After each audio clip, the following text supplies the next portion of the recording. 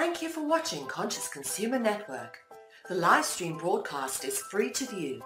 You can pause and rewind live broadcasts to catch up, or view shows at a later date by accessing our free archives of all shows.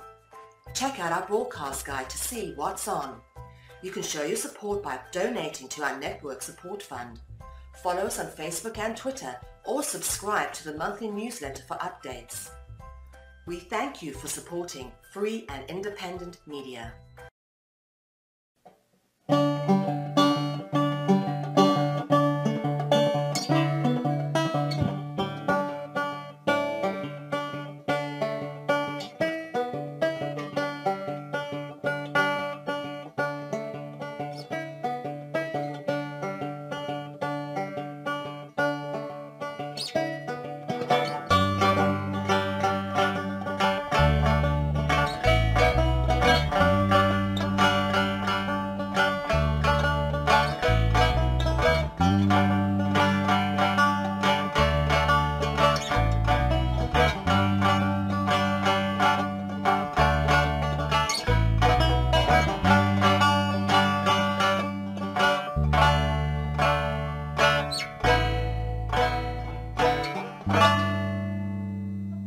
Take you now to Berkeley, California, where we're seeing violent demonstrations underway at this hour. These are clashes. They're competing between political rallies, two of them in the city. Some are pro-Trump, the others are anti-Trump. And some of these have been staged really asking for President Trump to release his tax returns ahead of next week's, of course, National Tax Day. I'm joined on the phone by KCBS radio reporter Jenna Lane in Berkeley. Jenna, we're seeing these violent images. It appears to be a dumpster that's being pushed around. What can you tell us? Rena, there's been a number of things that have unfolded over this changing situation throughout the morning. It all started when some supporters of President Trump announced plans to have several speakers address a crowd at noon. Well, a group calling itself mostly anti-fascist showed up around 10 o'clock to make sure that people would know that not everyone in Berkeley supported these speakers. Police set up some plastic barricades and no man's land between those two crowds. They shouted at each other for the better part of a couple of hours. Some eggs and bagels were tossed from one side to the other, but it was mostly peaceful except for the shouting for those first couple of hours. Then there started to be loud bangs. Somebody here is tossing what appear to be M80 fireworks. Each time one of those goes off, the crowd scatters. Some people have been injured. And what's happened now is those speeches that were scheduled for noon have continued, but with a very small crowd. The rest of the Trump supporters have filtered out to the edges of Civic Center Park to watch where the anti-fascists are rallying in the streets surrounding that square. Jenna, I'm seeing people sort of confronting what appears to possibly be police. I can't tell from my vantage point here, but what can you tell us about how the police are responding to this? As I mentioned, the police at the beginning were very active in enforcing that no man's land in between the two sides. Officers wearing riot gear. I saw them personally break up a couple of times when both sides were threatening to throw punches at the other. Then once the M80s started being thrown, police moved back, and I'm watching a large crowd of them in riot gear right now, standing under the shade of a tree, and they're really letting these demonstrations sort of unfold on the streets around them. It's incredible. We're watching these images unfold live. Jenna Lane with KCBS. Thank you, Jenna. And we're going to continue to monitor the situation on the ground at Berkeley. There are protests across this country from Mar-a-Lago to Philadelphia, both pro and against Donald Trump. We're going to take a quick break, and we'll have much more on the other side of this break. You're watching CBSN. Hi, I'm Dylan. Hi, I'm Faith. Okay, it's alphabetical order, but hi, I'm Neil. Hi, I'm Juaria. And hi, I'm Willow, and this is the Subjects from the World. And today we're talking about protests. Does anyone have anything to start with? Your audio's a little kind of cutting in, and is anybody else getting that? Like, it's kind of fuzzy in a way. A little, I think. Okay, who wants to start? I'll ask like you guys from South America or not South America. Oh my God. South Africa. I was gonna say South Africa. Are there any like things about protests in your country, or things that people are protesting? Absolutely. Historically, recently in North South Africa has been a place full of protests because we had a period of time, I don't know if you guys know about being in America, called apartheid, which is basically the oppression of everyone, of black and colored people. So that was huge. Americans like know about that. Yeah.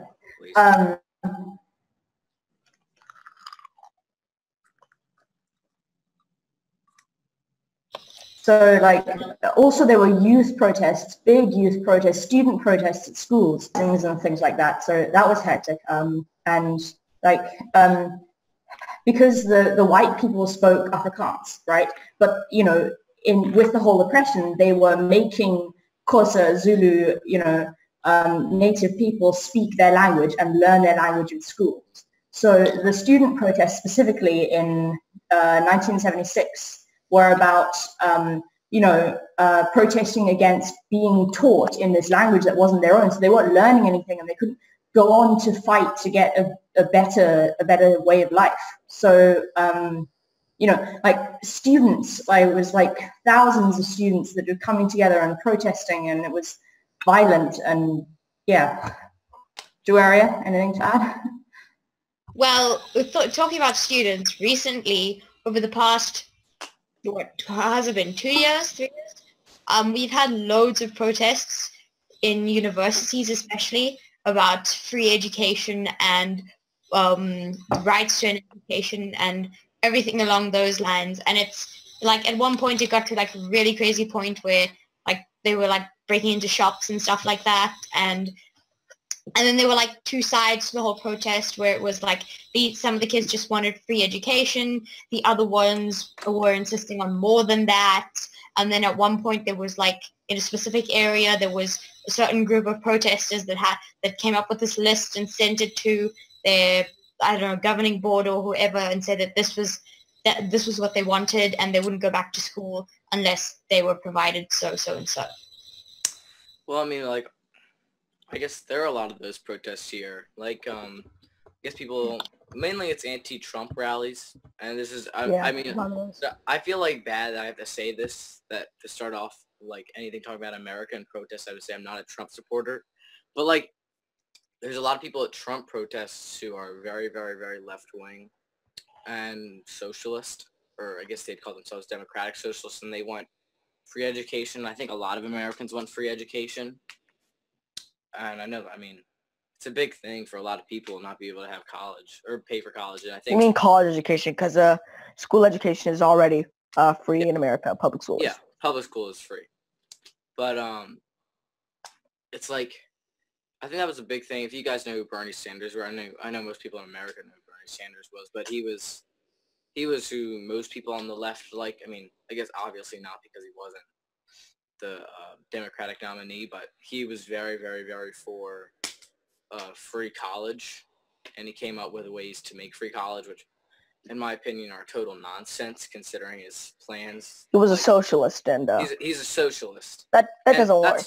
That's what a lot of people, I think, who want free school and free stuff assume that socialism is good, and I think a lot of people on the left assume that socialism is good. And I'm not even going to say I'm on the left. I guess I call myself a moderate. It's already done. Yeah. And that's a big problem that people have. I mean, it's not a problem. I think free speech is one of those amazing things. It's not even the most important thing in all of a democracy is free speech. No matter what people are saying, I think you should be able to say what you want. I think free speech is extremely, extremely important. And I think if you don't like someone using their free speech, you should use your free speech to counter their arguments. That's what's so great about free speech. Everybody gets a say. And then, yeah. But I think that, definitely related to what Dylan was saying. It's that there are some problems happening where it's like there are the whole safe space argument. And it's like, it kind of violates almost, it's like there are protests about that happening. And the thing is that it's kind of an anti-free speech zone in a way. I know people say it's not anti-free speech, it's an anti-hate speech zone. But the thing is, that's a very, very slippery slope. I think there's a very fine line between hate speech and it's like a very, it's hard to say. I think that here's the thing. I think that the only time that free speech really becomes a problem is when it becomes terrorism. And terrorism is where free speech ends. And it's where instead of saying, "Oh, I hate you, you suck," you're saying, "Okay, I want everybody to go kill this person as soon as they can." That's called terrorism. Well, if you say, "I hate this person," that's called free speech. I think, you can be a piece of crap, who's but the one that's going to determine who's a terrorist or not? Like, who's the one that's going to say, "You're a terrorist, so you don't have free speech"? I guess by definition, I don't think it's the free speech necessarily. It's the action of saying, "I want people to kill you. People should kill you. This is how they should kill you. Go out and kill them now." Mm-hmm. That is terrorism. Well, so violence and, when it becomes about like just death and prejudice is what. I kind of didn't hear you because it kind of broke up a little bit. Like when you're talking, kind of. I don't know if anybody else got that. Yeah. But so it kind of yeah. Okay. It's probably my internet. Can you hear me better now? Yeah, a lot better. This is a lot better. Okay. Cool. Basically what I was saying is when it becomes that extremity of violence and murder and that's the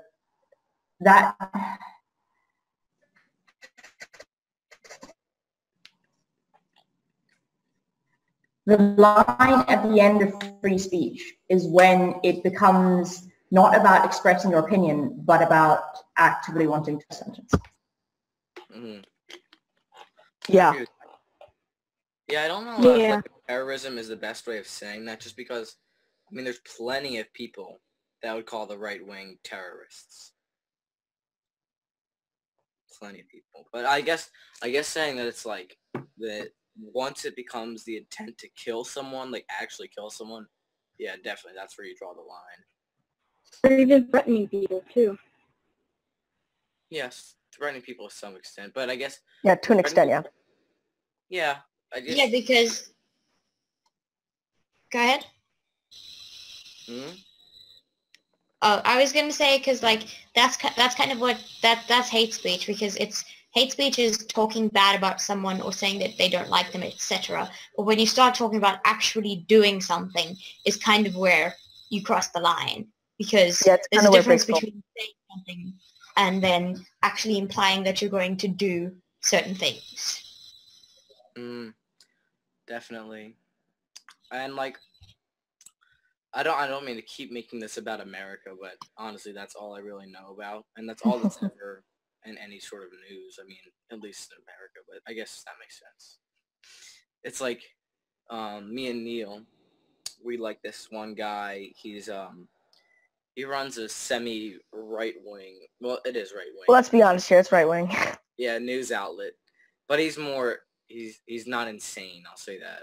Yeah, he's not insane like some people in the right wing. But his name is Ben Shapiro, and he had this one speech at Berkeley University, and there were some really enormous protests there. Yeah, it was serious. They had to get police involved. They had to get lots of police. It was turning violent. Lots of like people who are on the left. A lot of them are like communists, at least in America. A lot of them are communists. I wouldn't say a lot of them. I'd say the vocal minority of protesters. Yeah, the local minority, and that's the same thing as the right too. Yeah, the vocal minority. I would say though that a lot of leftists are socialist or democratic socialists at the least, but there were some really crazy people out there that like really wanted to hurt this guy, and it was really quite insane. And they were talking about oppression and some really crazy stuff. But yeah, I think the police involved.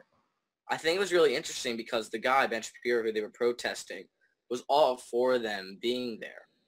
Was all yeah, because of free speech. He was like, yeah, I love that there's free speech, and I think I still will say this, free speech is so important for any society to function. And I just thought that was funny because the protesters were totally against Ben Shapiro speaking. They were like, they don't have any part of him being here, any part of him saying anything. They just wanted like to shut up and don't say anything, which is so crazy dangerous. Like, that is such a dangerous thing. It's a very dangerous mentality to have somebody tell somebody, where did Juaria go? Oh, okay, back.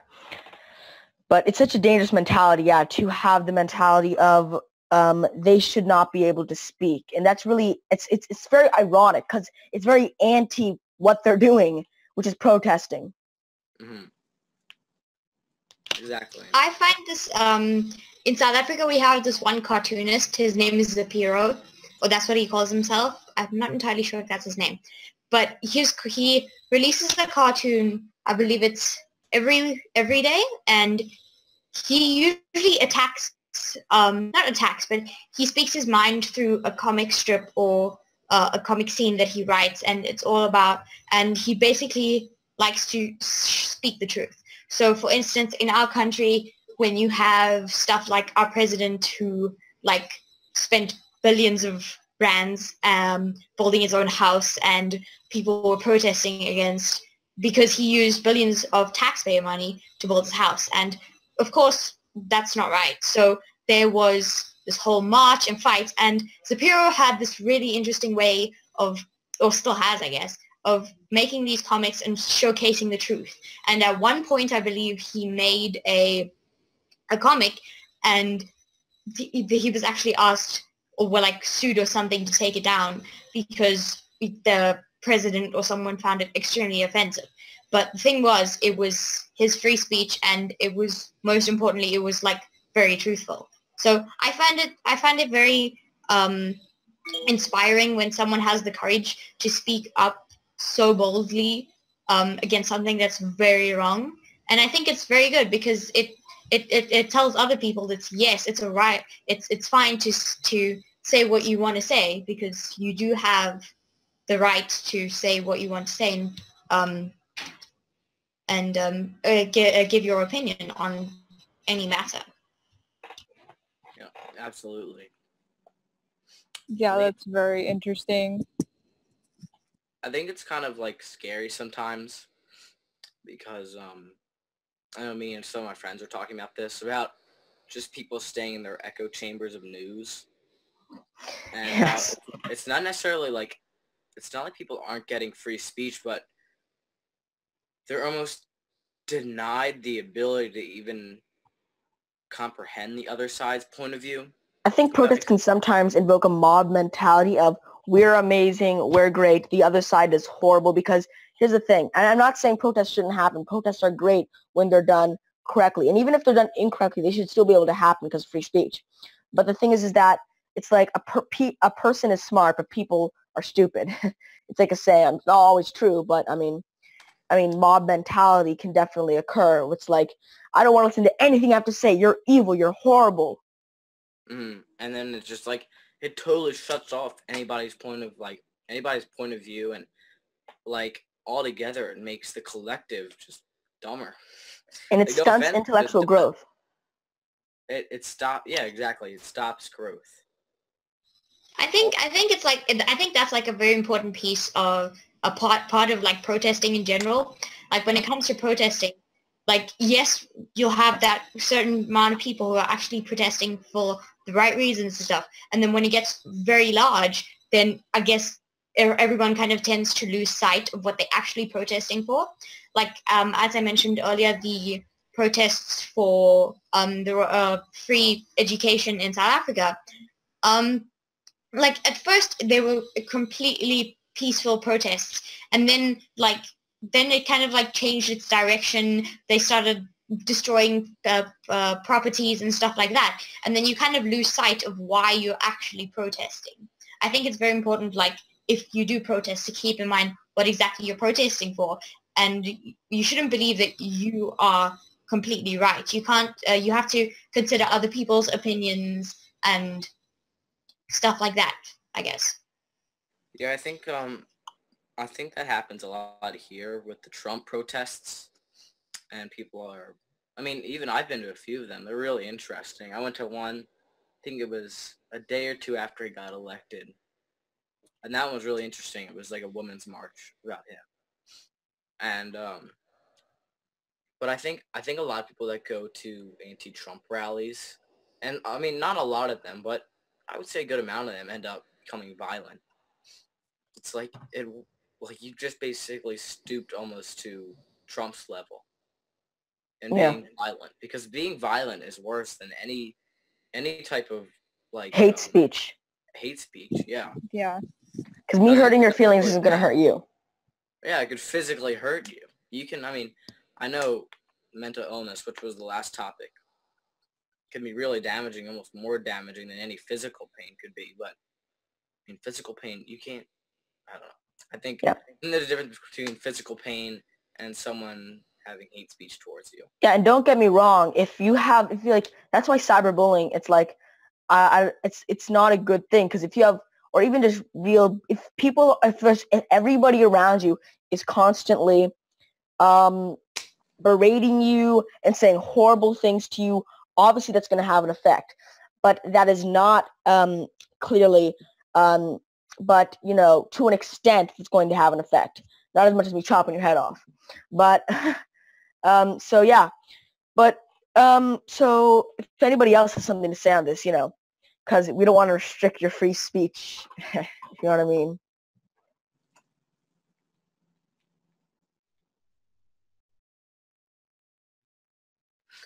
I mean, I don't. Are you guys gonna say anything, or I can say something? I mean, all right. Where should I go? Do any of you guys go to any protests? Like, attend any? I did remember what I was going to say, but, I mean, I only went to that one, and it was in Philly, which is, I live kind of near Philadelphia, and there was a pretty big women's march there. I think they had some keynote speaker, like, if you guys have ever seen Rocky on the steps where he climbs up after the marathon, they had a big speech there, like in the art museum. And so we went there, and there were a lot of people there, like a lot of people. Probably, yeah, I saw that. 10,000 people there. You saw that? Yes. There were a few of them around the country. But what I was gonna say about protesting is, I think some people give it less credit than it should, because protesting is really what stopped the Vietnam War in America. I think it's like the only war we actually ever put on record of us. Well, they didn't even say retreating. They didn't say losing. They said honorable retreating. Like that was a lost cause, but essentially we lost. Yeah, and not to mention, it was just, we shouldn't have been there. I mean, if anything, we pushed Vietnam into freaking communism. If anything, we pushed them further to it than further away. Yeah. Really dumb. So, I mean... Well... Yeah? Yeah? Oh. I was going to say protests. I haven't personally been to any. The one I had planned on going to, which I unfortunately couldn't make it because I lived 3 hours away, was a march against Monsanto. So Monsanto is basically a ginormous company who, unfortunately, I don't know enough, or I don't remember much about it, but it's basically a huge company that globally owns a lot of the companies that produce like products, anything from like corn, maize, vegetables, fruits, etc. And Monsanto is terrible because they use a whole bunch of pesticides and chemicals and stuff and GMOs to make their crops like look better and stuff like that and grow bigger. So it's a really big problem, because one of the many points raised in like the marches is like when, for instance, when they're spraying all the food and stuff with all these chemicals and things, the people spraying them have to wear suits, hazmat suits and stuff like that, so that they themselves don't get infected. So it's like, if you have to wear a suit to put the stuff onto your food, why should you be eating the food? And so, and the problem with Monsanto is it owns an extremely large amount of companies and stuff in the, as I said, in the whole growing produce and stuff across the entire globe. Like marches against Monsanto happen quite often on a, like, I think yearly basis across the world. And the problem with them is that they're just a huge company that runs a very large business. And for instance, this protest really is, I guess, for a good cause, if you want to say. And I don't think people have lost their aim in it, because it's a very important topic, I guess. Yes, I mean, I know Monsanto is truly evil. What were you going to say? A protest that I attend is the March Against Rape Culture in Philadelphia. It's like, I live in Philadelphia. That's one I go to mainly. But there are a lot of protests that happen around the city and stuff. Me personally, I've never gone to any, or I'm not really up to date on all the protests and stuff like that. And I've never gone to any, but I'm sure there are plenty that I would actually want to go to if I knew about them going on and if I was able to attend. Well, I do know a little bit about Monsanto. There was this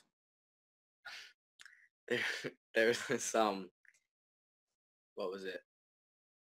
Oh yeah, it was a documentary actually called Monsanto, and it was all about Monsanto and basically how evil they are and the lobbying they do, because like you said, they own a good portion of the food industry, which is pretty despicable considering you need food to survive. Yeah. And that's how I guess they'd be the shoguns, like the leaders of Japan that's how the hierarchy started in Japan, was because of farming, and whoever owned the most land and whoever could cultivate the most crops could control their people because they had the food. Like, everybody needs food. So essentially the people that grow the food control the world. And yeah, food is like the most sought after resource. It's the most essential, other than water, of course. Yeah. But food is, I mean, it is one of the essential things humans need just to survive. And I mean, I know Monsanto has done some pretty evil and just evil stuff. Really, really, truly evil. And I don't say evil about a lot of things, but I really do think they're evil. And I know they even created this one chemical called something orange. It has the name orange in it, and it's it's just really bad for little children, and they sprayed it all across Vietnam, actually, during the Vietnam War, and it's basically destroyed a lot of generations just because of these body defects. I think there's only one protest that it wasn't a protest really. There's one protest that I went to. Oh, well, actually it was a protest, but so basically I was really young and I decided I just really wanted to, so I've always been a bit of a piece of crap. I like to seeing people maybe a little riled up. Maybe it's Women's March. So I went to, it was when Obama and Romney were versing each other in the election. And there was a Mitt Romney,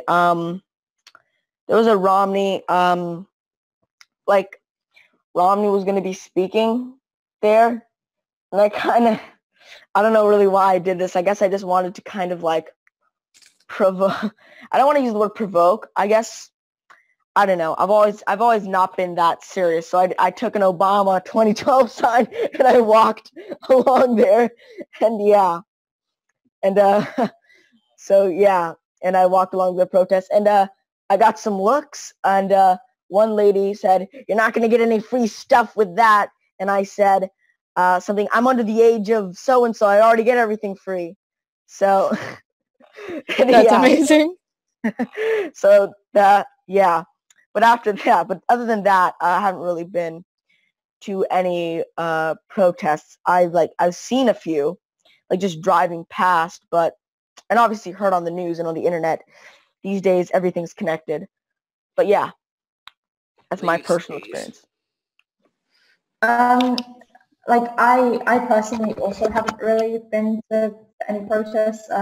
I mean, my dad was at one kind of representing our family that I wasn't able to be there at the time, which was in the recent, basically in March against our current president, who's he's pretty bad. Have been comparisons between our president and your president, and just, you know, we were kind of vote of no confidence. There were kind of all these rumors and loads of people just marching in Cape Town. So yeah, my dad was at that protest, and it wasn't, the thing with it was that it was very, you know, it was organized and peaceful. So it was a protest and a walk to express a point. And, you know, I think that's really the way to approach things, with like free speech and, you know, non-violence, that kind of way of I don't understand why so much violence has to happen at protests. It's kind of unnecessary and just hurts everyone around them. Yeah, another thing I wanted to say is that, you know, like, I haven't been to, but like I've read a lot about, I said in the beginning, about, you know, like history of the protest here, and been to Soweto, where, you know, the whole shooting of, like, literally it was police shooting at students that were protesting with real ammunition, and people died, and it was like just shocking. And so there's a whole you know, there's a whole monument there, and the museum of apartheid, and just that whole period of time in South Africa where you like, I can't even think now. It's been like, I'm probably wrong. It's been something like 18 years that apartheid's been over here, and I can barely, like, I mean, I'm younger than that, and I can't think about how it must have been to live in a world where it's the norm to think that people with darker skin are less somehow than people with lighter skin. And like, the thing with that kind of oppression and kind of thinking is that it didn't just suddenly start here. It started when, you know, when South Africa was colonized by, you know, where I come from, by Europe and everyone that came down and were like, this is convenient, let's colonize them and oppress the native people. You know, and that continued right up until recently in South African history. So, and I mean, people have been, you know, protesting against it, and it's only now that, you know, there's equality in South Africa, well, on paper at least. And I mean, I kind of understand why. I mean, our president is pretty bad, but like, people will see what he does as normal, having multiple wives, taking resources from the country to use it as his own, because he is basically the king. So, you know, he can do what he wants in his culture. That's their thing. I think, you know, and so what if it doesn't fit with the laws? Yeah. Yeah, I think what's important to remember, especially, was that, like, I could think about it. My grandparents were living in literally a time when there was apartheid, and I think what's really good to remember is that there were all these people, even though they were told that they were less, they chose to stand up because they knew what was happening was not right. Yeah. They knew that they couldn't. There was no ways that they should be able to, that these people should be able to force them into doing so and so and so. And I think it's really important to remember all the courage they must have had, because, as you said, the students who were simply protesting against being taught in a language that wasn't theirs got shot at by police officers with real guns. So I think, like, when it comes to protesting especially, you always need to go back and find the reason exactly why they're protesting, and then you really get to admire them, because for instance, the students that were protesting, they knew I'm not entirely sure what exactly the circumstances were, but they knew it was very dangerous what they were trying to do, but they knew it was right. And I think that's very important when it comes to that. Yeah, I agree. Oh, I did have something to say before I forget, because I literally have the worst memory. Because it was about, before the podcast was on, for all you guys who were watching, or gals, we were talking about, like, protests that were started by, like, kids and the youth. And I wanted to bring up the Arab Spring, if any of you guys know about that. And it was basically, it was less of a protest and more of a civil war. But it was really interesting. I was, like, learning about it. And basically what happened was these youth and, I guess, Libya and a few other Arab countries were really annoyed with, like, this is just for Libya. I know more about Libyans. Is Gaddafi, who was the dictator for a long time, and they knew they had to throw over Gaddafi. I think reigned for like 40 years. Nobody thought that the dictatorship would ever go away. Gaddafi was a horrific dictator, like slaughtering and an overall evil person. And it was basically this entirely youth-ran revolution, and it was kind of crazy because it took, like, all these normal 13 to 17-year-old kids off the street that were, like, just playing basketball one day or playing soccer, and then the next day they're real soldiers, and they're actually fighting. And I was watching this. It was a whole documentary about it, and they talked to one of the soldiers. He was saying he never really thought that they could ever overthrow him. And again, this kid he was only like 16 when the war started.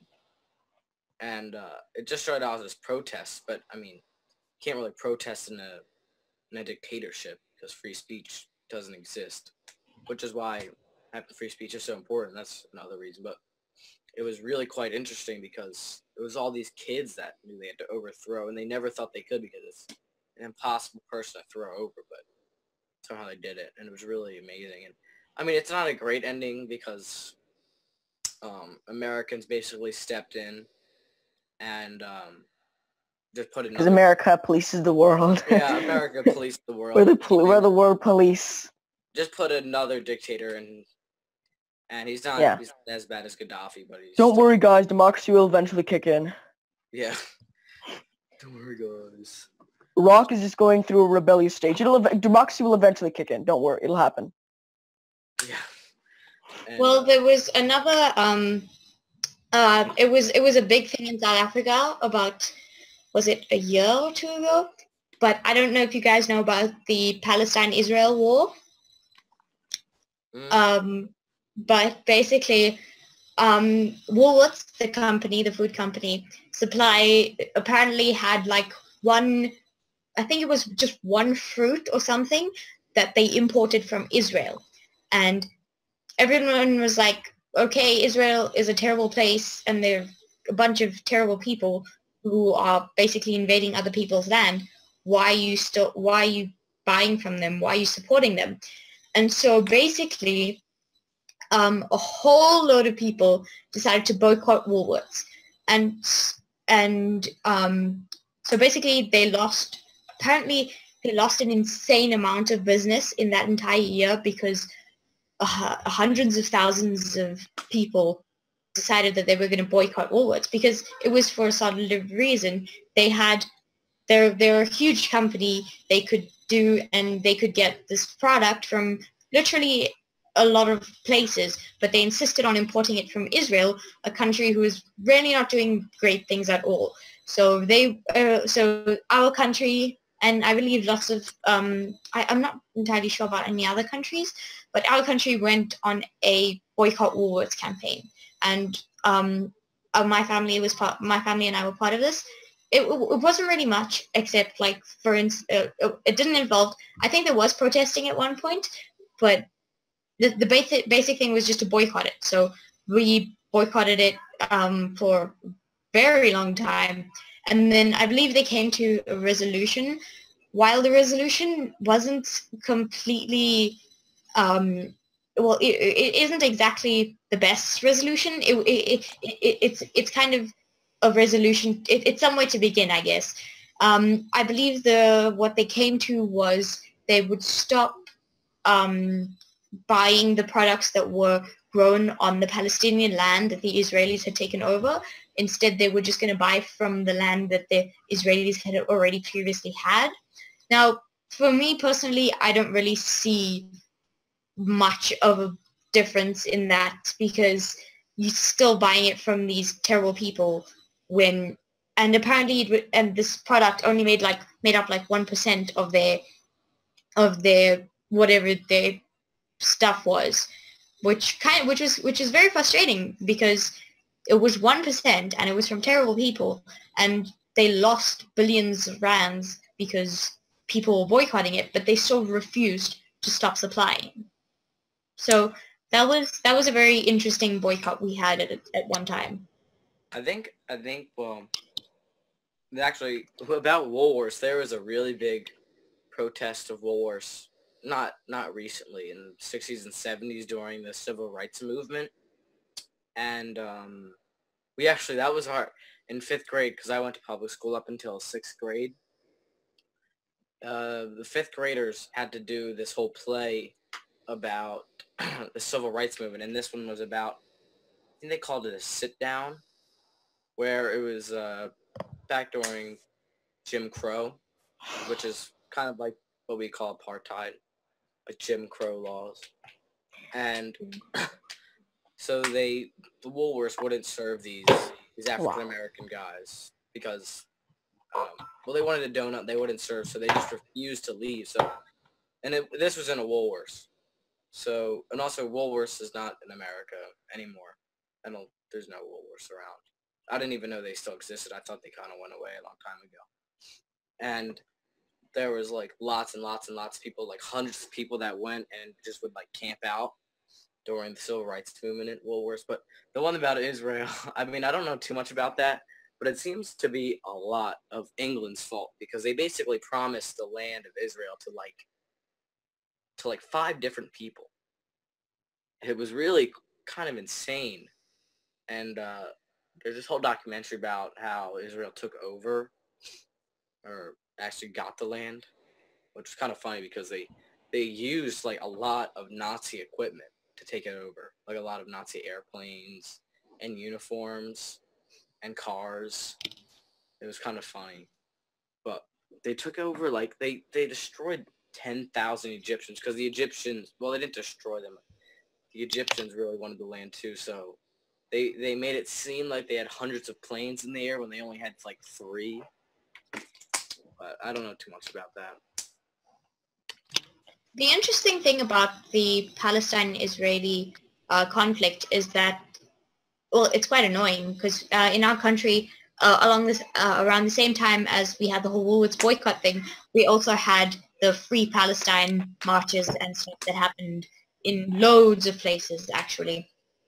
And it was basically, there's a strip on the one side where basically it's this little piece of land and it's completely surrounded by Israel, but there's countries beneath it, and these countries refuse to let the refugees in.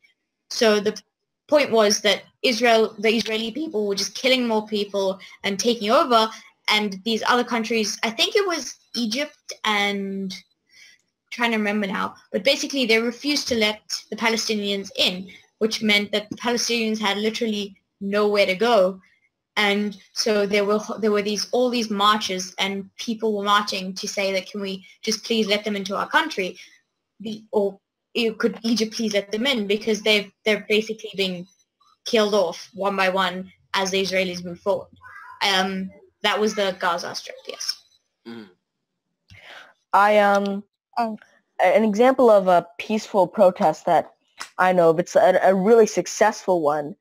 We're definitely, Gandhi in India. I mean, if you think about that, I mean, just the way, stop, Dylan.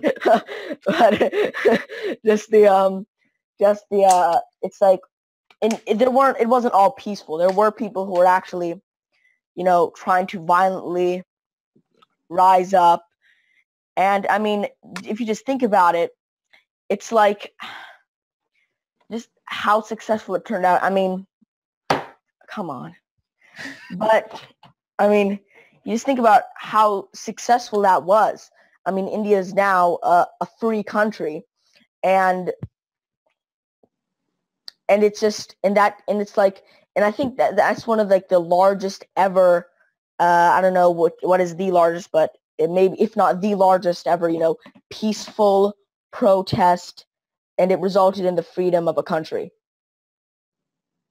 Yeah, I thought it was kind of funny. I was listening to this one podcast about, well, actually, it wasn't about India, but it was about, I think it might have been South Africa, and I don't know too much of the details. It very well might not have been, but I would assume it is, because it was about white people taking over native people's lands, which seems like a big part of South African history. But it was also, they talked a bit about like the Indian takeover, well, not the protests, and how they were like, Gandhi was just going to sit on the steps and starve himself, and somehow that was going to make it so that they would be a free country. Like, how the hell did that work? I mean, it's just kind of funny because, sure, the English, I mean, it seems like in all the things we talk about, it's the English's fault. They, like, it's so crazy. Even my neighbor, she's from England, and she agrees that most of humans' downfall is from the English Empire. Yeah. It's so funny, too, because they deserve what they got. They're just like a tiny little country now with no power. I know. It's like the amount of, they're on the Security Council for the UN. But I mean, other than that, I mean, they don't really have that much, like, I don't know. They have quite a bit of economic power, but I mean, other powers, I mean, pale in comparison to America. And I mean, freaking, even like India beats them in like some departments, and it's like they just got out of them from like quite a few departments. Actually, they just got out of,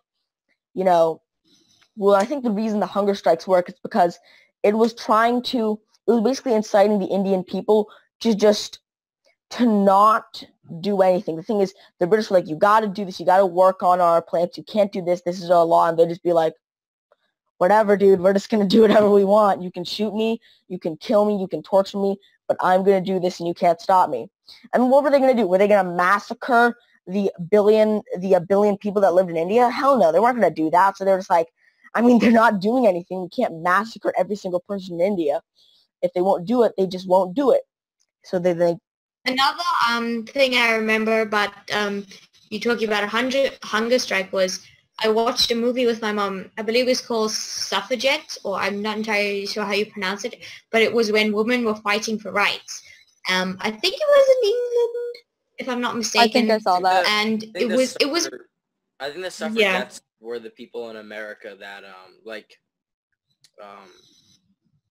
her name? I forget her name. She was. It was the woman. It was the woman fighting for women's rights, and at times it would get like really violent and stuff. I remember from the movie, if I recall, there was a time when it was just very peaceful protests, but nothing was happening. Everyone was just ignoring them, and literally nothing was happening. And the only way they could make themselves heard was, unfortunately, through a bit of violence. And that's kind of how it started. Now, unfortunately, the movie didn't kind of cover the whole thing and how it got solved.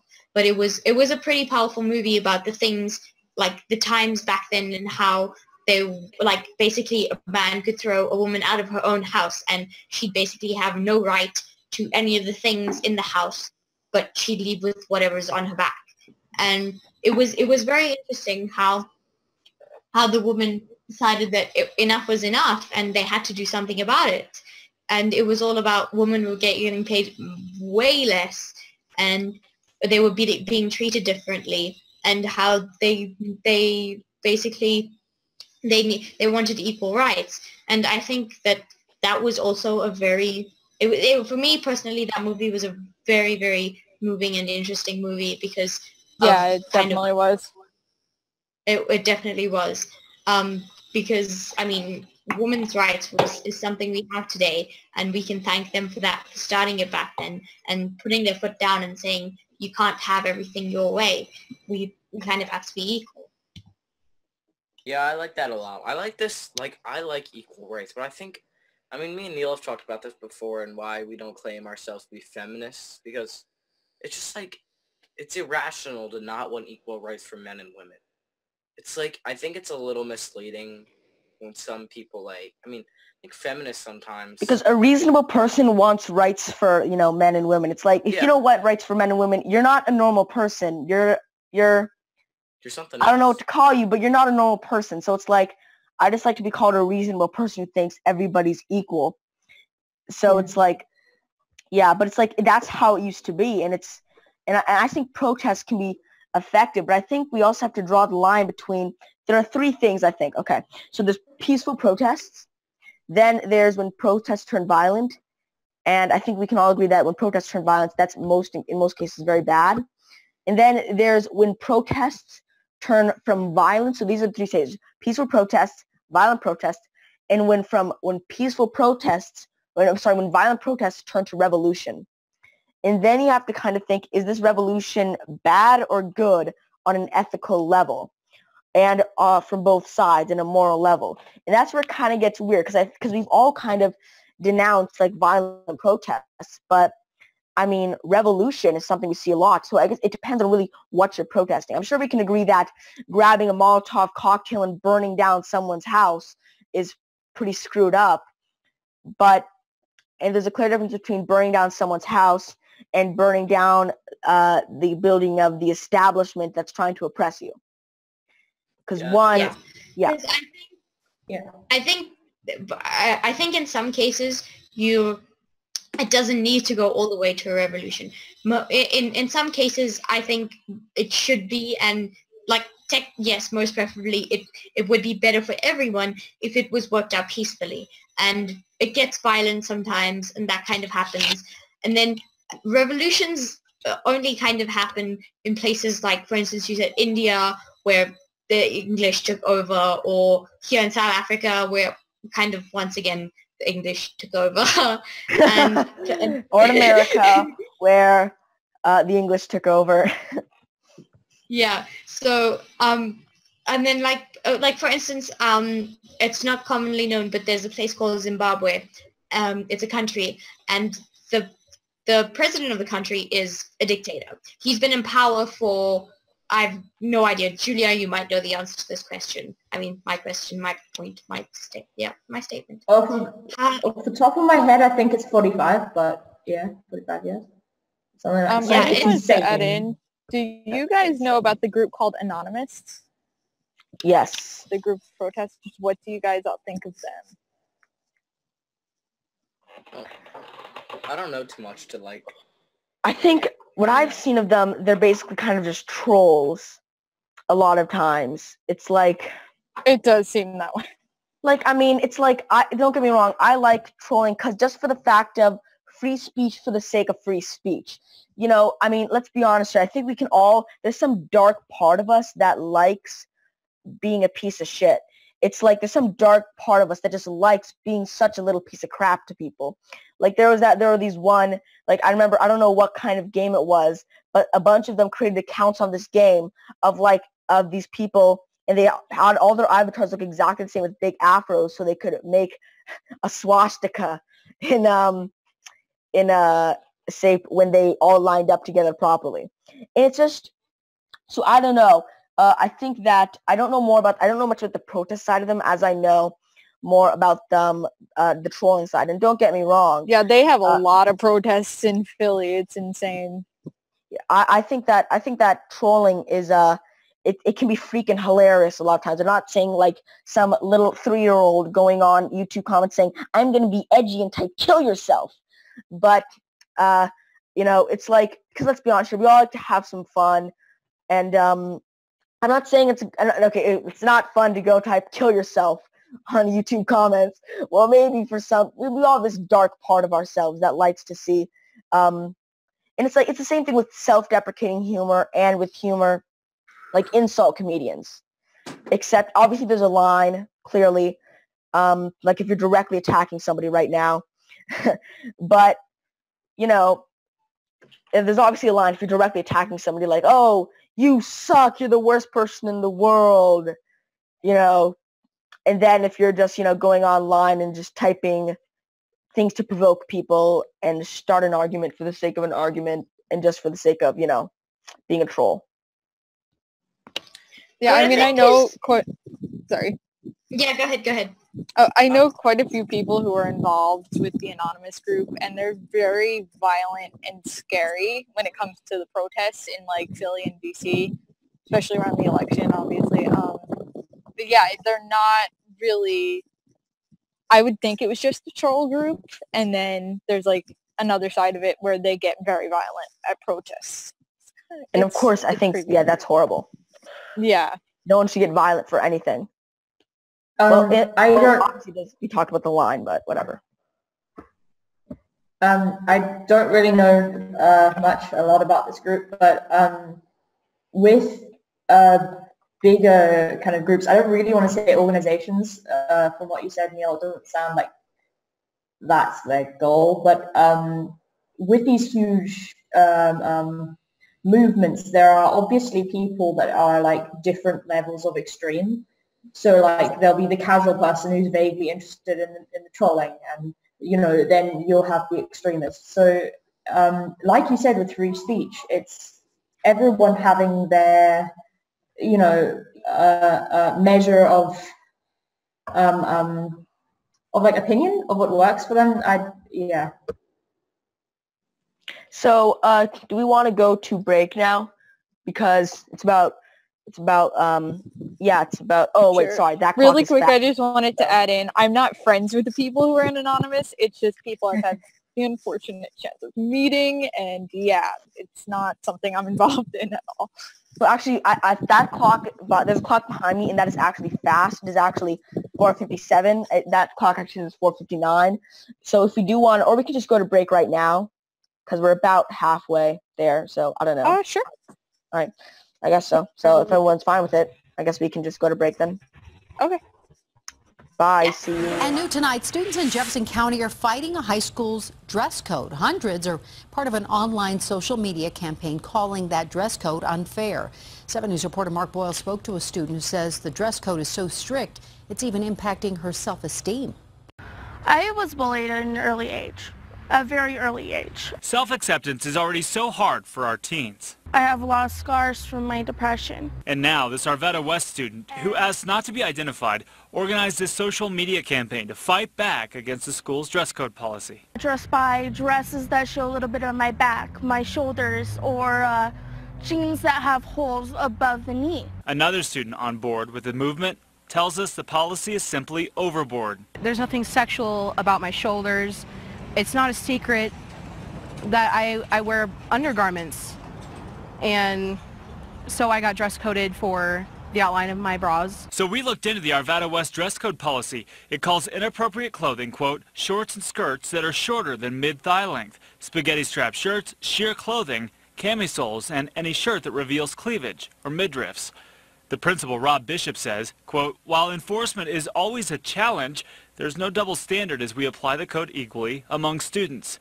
This student, though, disagrees. Guys can basically wear what they want as long as they are not showing any bare skin on their chest and on their lower body origins. It kind of shows that guys have more rights than we do. The students who've joined this movement say it's not a matter of rebelling against the school. It's about feeling good about themselves when they're at school every day. In Jefferson County, Mark Boyle, 7 News. Now, students have planned a protest for later on this month. The Facebook group includes student supporters from several different Jefferson County high schools. Hi. Hello, everyone. Hi. Ooh. Okay. So I had a point before we went off break, but I seem to have forgotten it. Hold on. Oh yeah, so we're talking about organizations. So in South Africa we have, it's probably not the only one, but it's one of the few I've encountered, called BDS, and they kind of cover like a very large general section on like the whole protests and stuff, and it's I think I'm subscribed to their newsletter or whatever you call it, but like every now and then they'll like inform us of protests going on. And then like for instance a couple weeks back it was the anniversary of, oh my gosh, I'm terrible with history again, someone's death, I believe it was, in apartheid. And it was basically this guy whose murder had never been solved or something like that because these witnesses never spoke up or something along those lines. I should really know more. Apparently my mom wrote an entire essay on this. Yeah, it's quite interesting when it comes to organizations and the kind of people who help to kind of get everyone together for protests and stuff like that. You get, I like with protesting, you kind of get the peaceful ones and then the ones who are not determined but seem to resort to violence more often. And I think I think violence really should not be the first step you take. It really should be peaceful, and that only when you get like really desperate would you maybe resort to violence. But I still think peaceful protests are the way to go. Quick thing, are we back from break? Yeah. Yes. Oh, okay. I think so. Neil. Yeah? Brian posted something very interesting on his Instagram. Dear God. It was quite insane. Of course, it's Brian. He's insane. Tomorrow. What? I said, of course, it's Brian. He's very insane. We won't stay on that. But I did have a question for you guys in South Africa. Is it the country that's like completely surrounded by South Africa? Is that Swaziland? Isn't it? There's Swaziland and there's Lesotho, and Swaziland borders South Africa. It's the more north one. Oh, I hope I'm not getting this wrong. You're getting it right. You're getting it right. Am I getting it right? Lesotho is completely enclosed, and the thing with both of them is that they're kingdoms. So Lesotho is completely enclosed by South Africa. Swaziland borders on Mozambique. I knew there was one that was completely enclosed by it, and there was one that was on the border. But I thought it was interesting. Swaziland, like their king is so freaking crazy. Like, I mean, he has these enormous mansions and cars and stuff, and I think they're the only country, the only country where it's like totally completely legal to grow marijuana. I just thought that was really interesting. It was like this whole surprisingly, I don't know much about it. I've been through Swaziland multiple times because kind of where I live, and then Swaziland, and then like where the place where we're going to, we'd go through. But it's like surprisingly, from what you said with like the fancy houses and mansions, the country isn't like it's kind of it's very what was I gonna say, divided, if that's the word, because like you say the ruler has mansions and cars, and then driving through the place is a completely different story. So yeah, that's the case with a lot of like dictatorships, I think, or just lots of countries with big economical gaps, and I think that is breeding ground sometimes for protests in extreme situations. So yeah.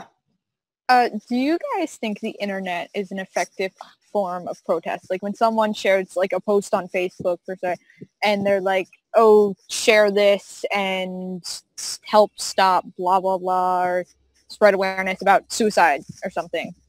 Like, do you think that actually works? I think it's a good thing, like, in spreading awareness of things. Yeah. Whether it actually works is, I'm not entirely sure. Well, I thought it was interesting. There's this one TV show in America called 60 Minutes. Right. And it's actually really good. It's like kind of investigative reporting, and they were doing this one about kind of how Trump, he used like Facebook and social media to basically to win the election. Like that was a really big part of it. The guy who was the director of it, like the social media operations, he thought it was kind of hilarious how the left created something that they used to defeat the left. And how, like, I think it's a really good way of spreading information. And I think it's really cool. I think on the other hand, though, it can manipulate not just voters but people's opinions because of what they see. I know, like, even my mom, she has some pretty, I would say, insane beliefs. And she basically... I think Dylan and I know some people let's say we know people that hold interesting beliefs and don't really use evidence all that much. They just use Facebook because I know my mom is on Facebook. I wouldn't say she's addicted to Facebook, but she gets most of her news from Facebook, and it's not a great idea for most. There was like this woman who was a teacher, and she like put out this video, and she had like the cards that said things on them, and she was like, how many people can pass this around on Facebook? I think yeah, go ahead. No, you can go ahead, then I'll talk. Okay. I think social media is like very important, and it kind of has a very big role because, like, for instance, the whole kneeling thing with the football players and stuff, I wouldn't know about that if it wasn't for Facebook because I don't live in America, and the only reason I know about that is because it's trending, if you want to call it, and stuff like that. So I think it's pretty, and I think it can be manipulated, and you kind of have to find the right sources, and you have to... Well, no, it was a really big part of how Trump won. I wouldn't say it's the biggest part of it, but him saying that fake news exists, and I agree that fake news definitely exists. Fake news. But he kind of branded anybody who criticized him. This person here, it's like if I went up to him and I said, hey, Mr. Trump, what do you think about this? Neil, you're fake news. It's like that would have happened. He's kind of used that. I think it's interesting because I think sometimes there's absolutely just lies. I think other times you can take the same news piece and be biased. Like, you can frame it so you think one thing. I think that happens a lot with, like, my mom is very, very, very, very much, she pro-Hillary. Echo chamber-ish. Yeah, she is very echo chambers, but she really loved Hillary Clinton. And I keep trying to prove Yeah? I just kept trying to prove to her, like, all these things that are so evil about her.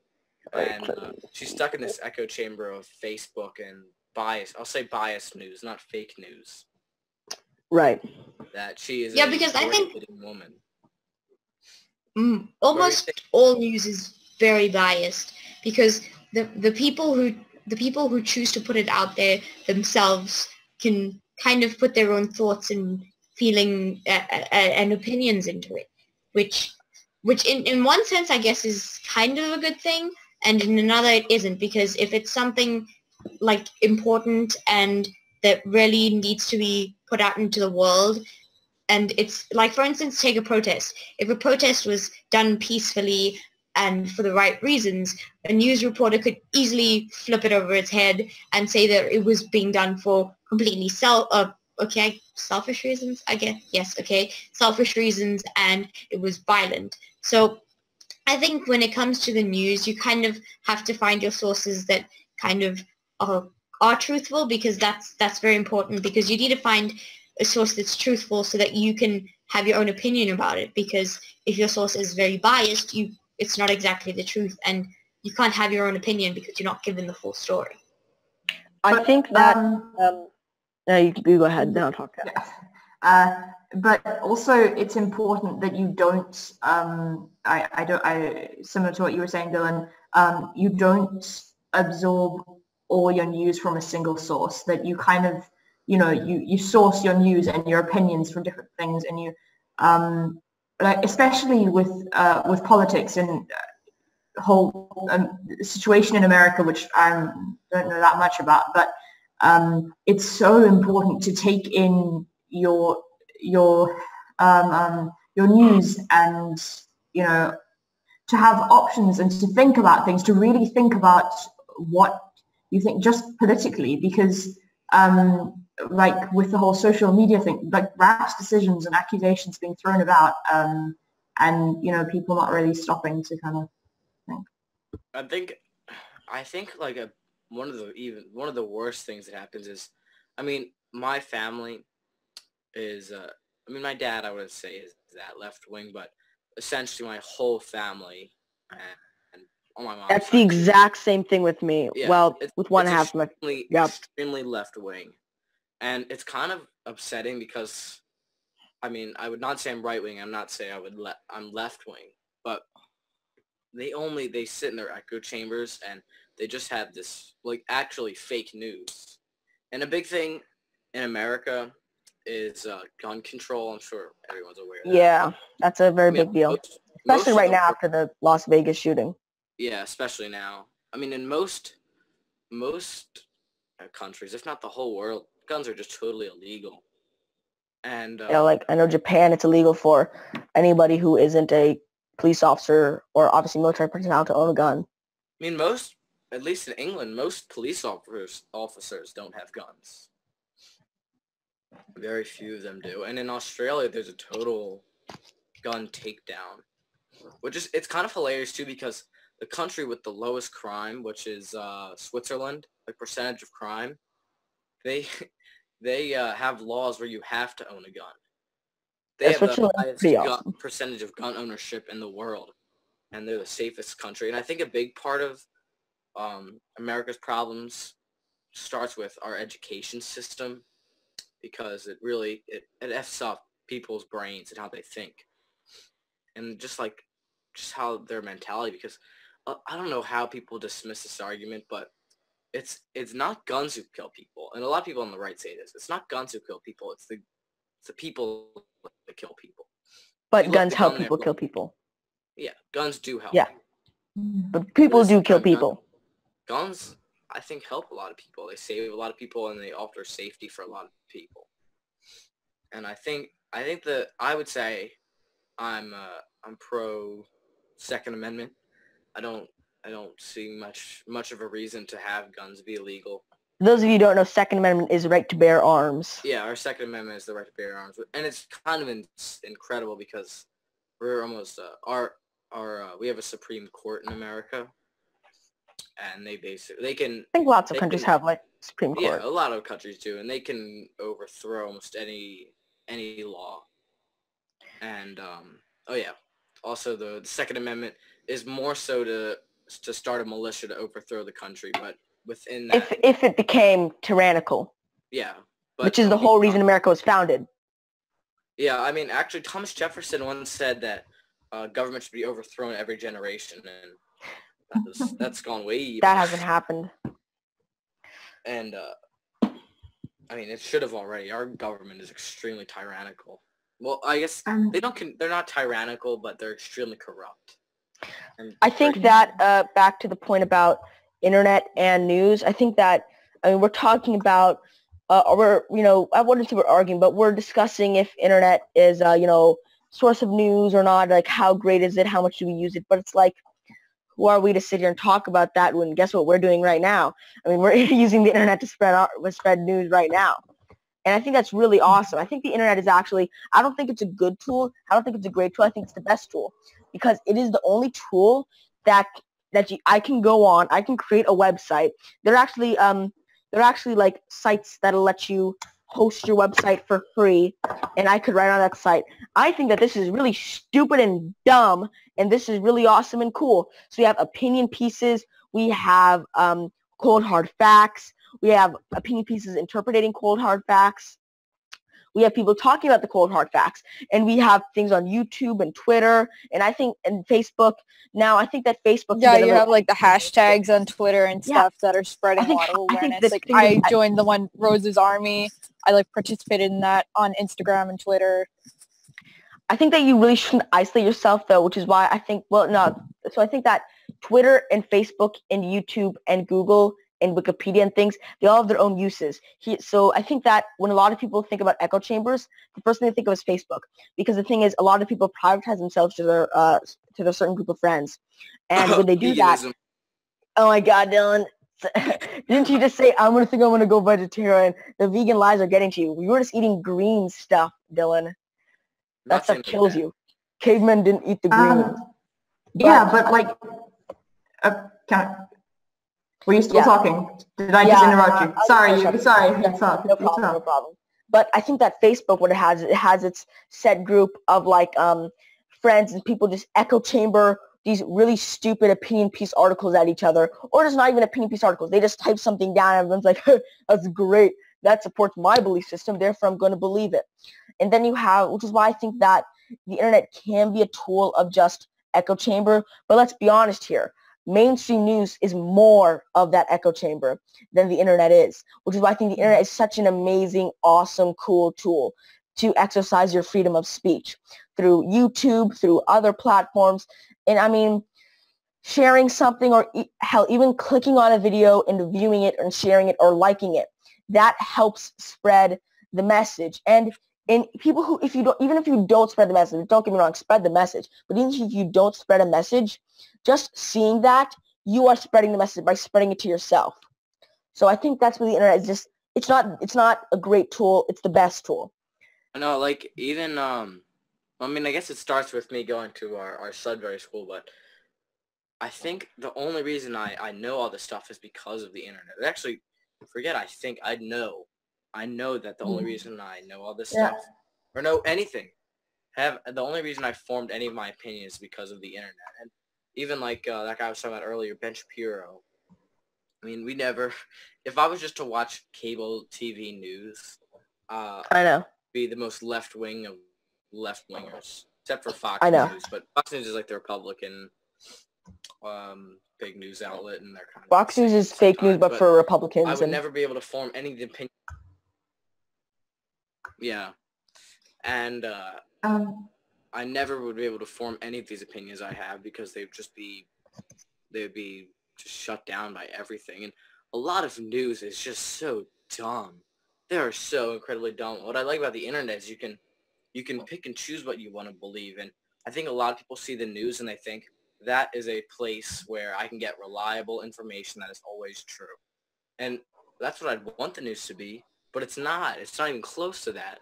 Like, we were watching this video, me and Neil, about Neil and I, Dylan. Neil and I. Who took a flu vaccine, and now she can't walk forwards. And this was on like CBS News, like an enormous news outlet. And basically, it was so dumb because she couldn't walk forward. She could run forward, and she could walk backwards, but she could not run forward. She just physically could not run forwards. And bottom line is that they found out that she was scamming. Yeah, and it's like so obviously fake. And we were so confused about how dumb this news was. And there's so much news that is so dumb and so wrong. And just lies that are spread, which is really bad for our, not just America, but for, I think, humans in general, just to have wrong information. And I think partially, like, I was going to talk about this, about YouTube, and how they've kind of been suppressing free speech in one sense, and it's almost the left's idea, the alt left, their idea of what freedom of speech should be, because so there's lots and lots of late night talk shows, like they're comedians, and somehow people get their news from them, which is another topic entirely, but essentially people get a lot of their news from comedians, which makes no sense to me at all. And Julia, you wanted to say something? Oh yeah. Yeah. A few things now by this point. Yeah. So first thing that I wanted to say is the kind of the origin of education and the education system, and was to basically English, when they came and colonized a country, wherever it is, be it South Africa, America, would, they started up schools so that they could, indoctrinate other people when they were young. So by the time you were grown up, you'd had so many years of this being forced into your system that was, all you could think. And like for factories in Victorian times, they wanted workers, they wanted people that would go to class when the bell rang, right? So that whole education system, which is so outdated, I know that the topic of this is not education, but we touched on it, and I wanted to say that. Yeah. I think, at least in America, the education system was... and then... Oh, yeah, sorry. No, it's all. Oh, I don't mean to interrupt. Yeah. That's cool. The education system in America started by really big banks like J.P. Morgan and what's his name? Something Rockefeller. He was the first billionaire. Joe, I don't remember. I don't know, something Rockefeller. Who was a big oil mogul, but essentially enormous banks started public schools.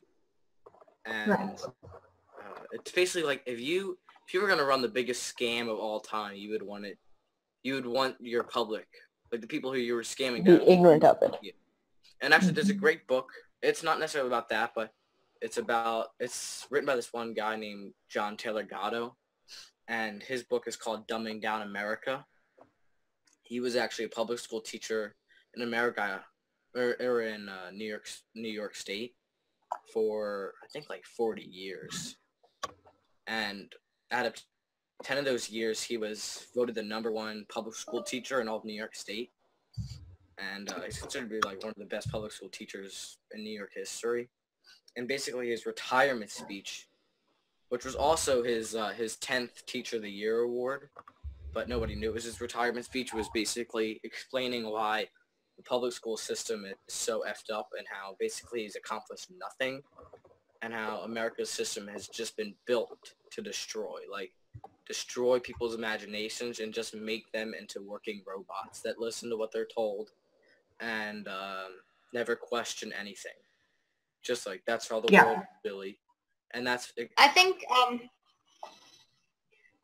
touching on what we were saying, with the whole news and stuff, in South Africa, our current president, he, as we mentioned, he isn't really the greatest at all. And I think one of the key part was, for instance, the way he got elected. The #1 reason he got elected was because of the party he stands for, the ANC. The ANC was the one, was the party that was mostly majority focused on bringing down apartheid, and they were the Nelson Mandela was the one who created the ANC and was the one who was the first black president to be voted into the country. So that is mainly one of the reasons that people vote, or basically the biggest reason that the people vote for the ANC, not because of who the man running for president is, but because of what the ANC stands for. And I think that the problem with that is then people don't look to the actual person that's running for president, because maybe, for instance, some of them are being fed false information about it, because whether it's on the news or things people see, and and that's the problem, I guess. It's all the stuff they're being fed, and they're like, okay, so there's that, and then there's also the fact that yeah, this group was the one who brought down apartheid. It was the first one it was the first group to be voted into power, and that's why we're going to vote for them. And I guess that's that's like another kind of example of being fed false information, because or just echo chambers. I do have a quick question though. In South Africa, how many like parties, like legitimate parties, are there that can be like where their candidates actually will get voted in regularly? There are loads of parties that, you know, loads of parties that stand for everything, but the main two are the DA and the ANC. The ANC being the, yeah? Have there ever been any other parties besides those two that have, like, gotten people into power? I'm not the expert to ask. Juaria? Well, the ANC hasn't lost an election since 1994. 1994 was the first. That was the end of the part of apartheid. The DA has come. There have been other black parties, if you would call it, because like in this country, you'd find that the general white population will vote for the DA, and the general black population will vote for the ANC. But there have been other parties that have got large majority votes over the years, but it is just completely, the ANC has won every election since 1994. Oh, wow. The thing is, there is a definitive difference between, like you were saying, Juaria, the old ANC and the new ANC. And they are, you know, they're carrying over their power from Nelson Mandela, and just, I mean, the decline in presidents since then, just, and then with Zuma now and all that. Yeah. I was just curious because, I mean, at least in America, a big problem is the fact that there's only two legitimate parties that you can vote for. Democrats and Republicans. Yeah, you can vote for either or, but you can vote for, I mean, there's actually, the other two are the Green Party and the Libertarian Party, but those have never... I don't know much about Green Party. All I know is the Libertarians are kind of insane. They've never gotten any ground, and they've never come close to winning any election. Yeah, I mean, there are a lot of other parties, actually. In America, it's just the same thing. It's like, I wouldn't like to say they're just like, don't never vote for a third party in America because they're never going to win. They're never going to win, basically. But they actually might win the next year. The thing is, when you vote for a party, in America, this is just a side note.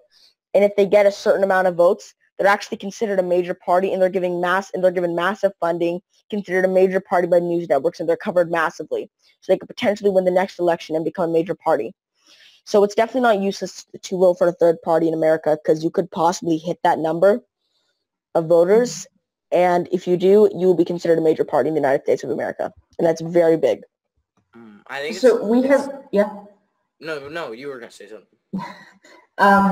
So we have, like, there are loads of parties here, but like smaller ones. So you have like the ACDP, which is the Christian relative one, and then all the religious ones, and then the, you know, the ones that want the previous regime back. And the thing that I wanted to say about the ANC, which is the African National Congress, is its full name, by the way, and the DA is the Democratic Alliance, not that that's that, is that when Nelson Mandela was out of jail, and that whole revolution that was kind of end of apartheid, like we're going to have a black president, this is really getting to it, is that the Xhosa and the Zulu were, and I mean, historically they haven't really got on, but they were kind of warring almost then as to get a Xhosa person or a Zulu person in power. And Nelson Mandela was Xhosa, and the thing is, they're kind of, traditionally, they're the more soft-spoken, they're less, Zulu are warriors to the core, and Xhosa people are more kind of talk about it people,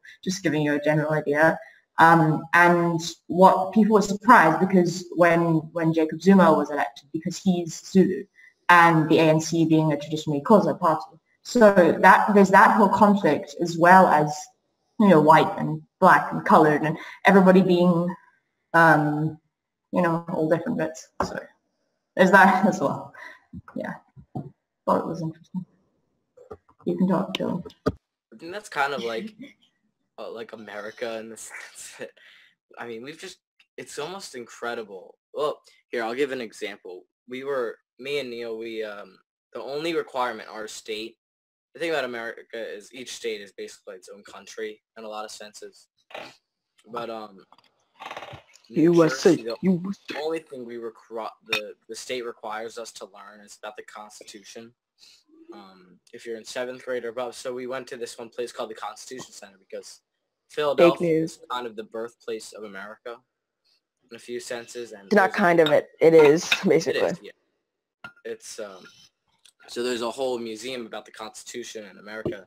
And when we went there, and it was so incredibly dumb because they didn't talk anything about the evil crap America's ever done. Like, it's just, America is amazing. America has been free since the day. It's like, okay, what about the slaves, dude? What about the slaves and the, total destruction of all the Native Americans? Very biased. And I'm not saying America isn't awesome. It's amazing. It's awesome. USA, you. But it's like, I do like. I have American socks on. That was a joke. Mom got that.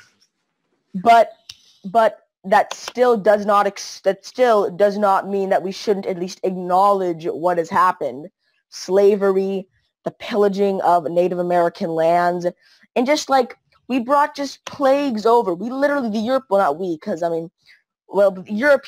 brought freaking plagues over here. They literally, because the people that survived were immune to the plagues, but the Native Americans, they were not. I mean, if you want to learn more about this, you should watch a video by CGP Grey called America Pox. Basically, why was there no American plague? And it talks about why. It's basically about animal agriculture and why and how it correlates to disease and why the plagues happened. But it's really just CGP Grey, and CGP Grey is awesome. But I mean, it's really just it's like this happened.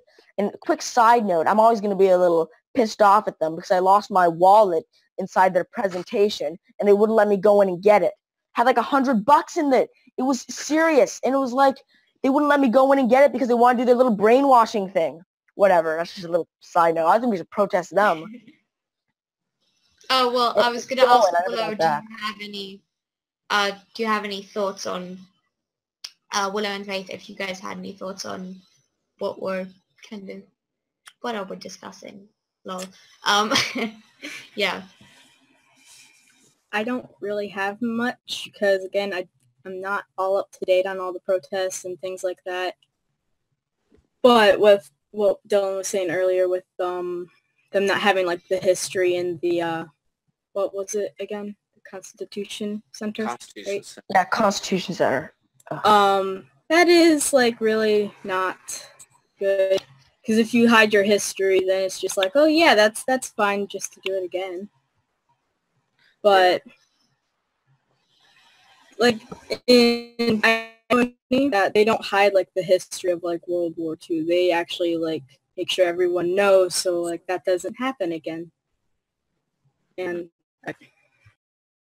well, it's kind of funny considering there's so many conspiracy theories Americans have, which I'm not gonna say all conspiracy theories are lies because a lot of Alex Jones. Yeah, Alex Jones is free guys and he talks like a severe chain smoker. he's like he has a lot of, I'll just say, ideas. But yeah, sure. That's a lot we of people who believe World War II was I mean, for a long time, World War II, Americans were not in it. For the first maybe 5 years of World War II, Americans were very, very, very much against. It wasn't until Pearl Harbor. It wasn't until Pearl Harbor, but mainly because World War I was so devastating for Americans and it killed so many people. And nobody was like, we ain't getting any of that crap. And so, and up until Pearl Harbor, which is when the Japanese dropped, had like an air raid on one of our, like, on an Air Force base in Hawaii. In Hawaii. Americans really went after it. But a lot of people believe, and it makes some sense to me, that FDR, who was our president, Franklin Delano Roosevelt, he just let Pearl Harbor happen. Like, he knew that the planes were going to go and try and take over Pearl Harbor, but he knew that as soon as, like, they attacked us, then Americans would be in agreement with him with wanting to go to war, because basically America's system is ran off of our need for war. Our, the military-industrial complex. Yeah, I think FDR coined that phrase in his when he left office, the military-industrial complex, and that's basically how America runs, essentially, is on war. That's how we make a lot of our money. I mean, every time we go to war, our economy spikes. Like, it's really good for our economy to go to war. So, essentially, a lot of people think that as soon as you go to war, like World War II, he knew it was going to be an enormous war. It was going to make so much money for the American people. He let Pearl Harbor happen. What were you going to say? I just remembered something you said about Switzerland earlier being a great country. A friend of mine made a point earlier today when we were talking about how cool Switzerland was in terms of like everything about how already the people in the country, if you're working or not, you get a minimum wage to begin with, and how like that would kind of be like what we want to do in the future, how everyone would kind of be equal. And then he also made the point that Switzerland hasn't really been involved in any wars. It hasn't really been affected that much, which I guess kind of lets it be as great as it is. Yeah. That's actually called a UBI, Universal Basic Income, and there has been, just for the record, a lot of debate about that in our school. Yeah, me and Neil, me and Neil and our adult, or he's not really our adult, our staff member, we've had a lot of discussions about this. A lot. Me and Neil are more against it. Until computers take over the world and they have all the jobs. Until computers actually take over all the jobs. You're a little off topic, though. This is not. Yeah. I kind of like where this is going. Yeah. I mean, I don't know if you can stay on top of it. I think it's interesting. I wanted to say a few things.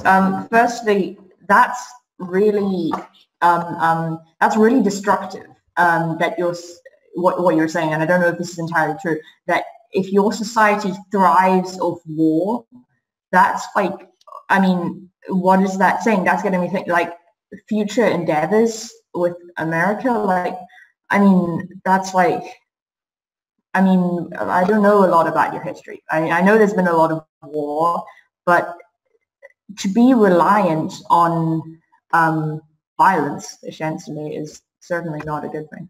Oh, no, and yeah, we are off topic. No, there is Well, I remember something that happened recently. There were a couple of protests recently because our country got, I guess if you'd say, downgraded to what they call junk status. And at first I had no idea what that is because I'm clueless, as everyone normally is. But apparently junk status is basically the country is then labeled as not worth it, if you want to say. So you like shouldn't invest in it because people don't think it's going to go up. They kind of think it's going down in a sense. And then there were protests about that because the whole reason that happened was because of our president and the stuff he was doing and the way things happened. And so there were like, I think there were quite a few protests. In general, I think it was like mostly other parties who were like, okay, this kind of needs to stop now. I think there were quite a lot of people in general involved. What do you guys think would happen if they reinstated the draft?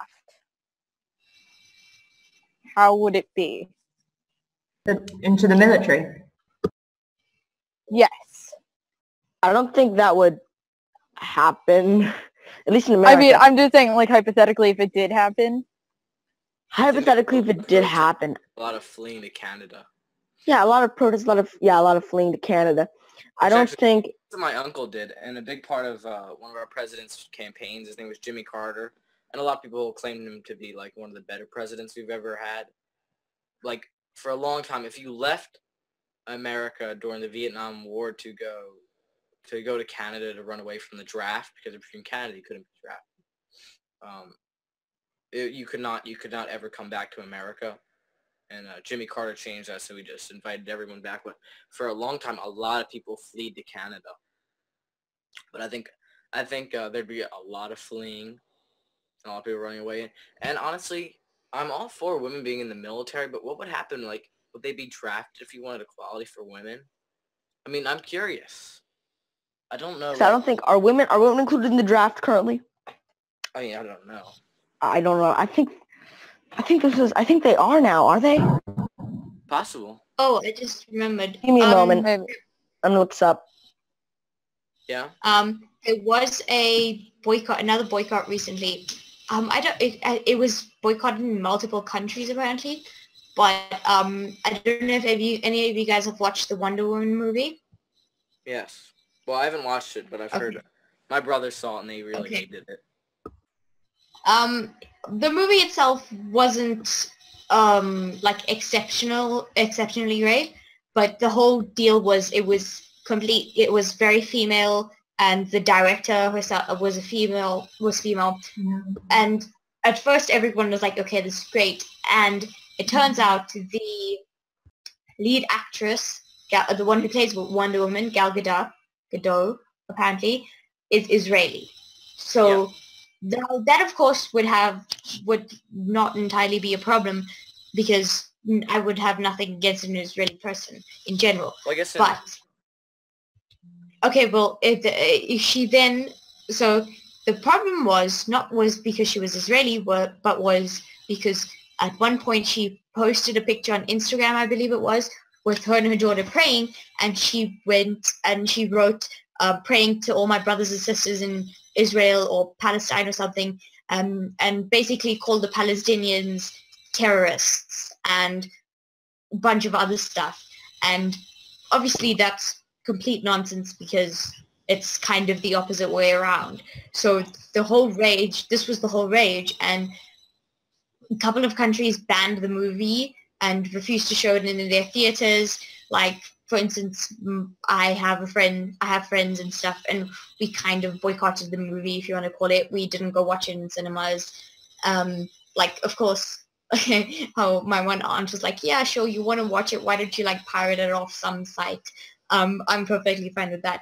So that was the big deal. Not that she was Israeli, but because she supported what Israel was doing. And then there was something about when you're born Israeli, you have to serve a certain amount of time in the Israeli force.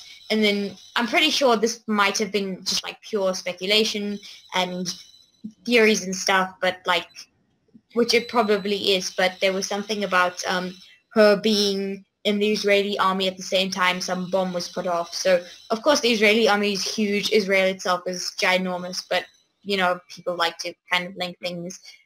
But I found that extremely sad. And then recently she hosted Saturday Night Live, and for the first time it was broadcasted in Israel. So I just don't. I just find it nice that people actually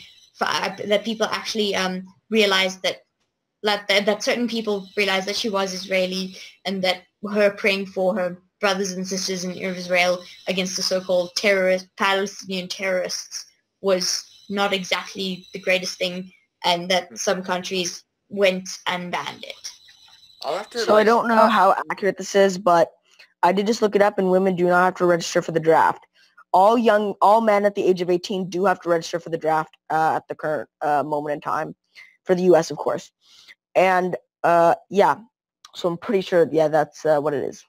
I'm curious. Wow. I don't know too much about the Israel thing in Palestine. I mean, my dad did live in Israel for a few years, but I mean, I've heard like people say there's pretty evil stuff about both sides, honestly. So I don't really know what to make of it. Wait, where are I going with that? Well, I think I'm a bit biased because though in terms of the whole Palestine-Israeli thing, maybe because of mostly the stuff I've been exposed to, but yeah, in general, I don't think I know as much as I should. Mm-hmm. I'm trying to think about what I was gonna say. Yeah. Oh, that's what I was going to say. I remembered. Well, I mean, there are lots, like I said, there are lots of feminist marches and equality marches, which, like, for the most part, I agree with. I think there's a lot of people, including my mom, actually, who want more rights for women than men, because she thinks yes, men. Yeah, that's quite insane on lots of levels. Something more on topic I wanted to bring up. Yeah. I'm a sexist. So, Neil and Dylan, have you ever considered like protesting to bring a Sudbury school element into public schools or anything like that? And if you would, how would you go about it? We haven't, but no, we haven't done it obviously, but we have. I think we've definitely talked about it and considered it. I know, like Dylan, we haven't we? We've definitely talked about doing that. I mean, we've talked about doing a sit-in in a public school. Yeah, we've joked about. Well, last year we joked about enrolling in a public school and then sitting down in the hallway. In the hallway and doing nothing. So we joked about that, but nothing more than that. I think for I think for Sudbury to work, you really need to like be at a Sudbury school, because anything less, like, I don't know if you can have too much of a mix between a public school and a Sudbury school. I think you have to kind of have a. I know Jim. Jim is you know, one of the people who works like behind the scenes in the show. Jim Flannery.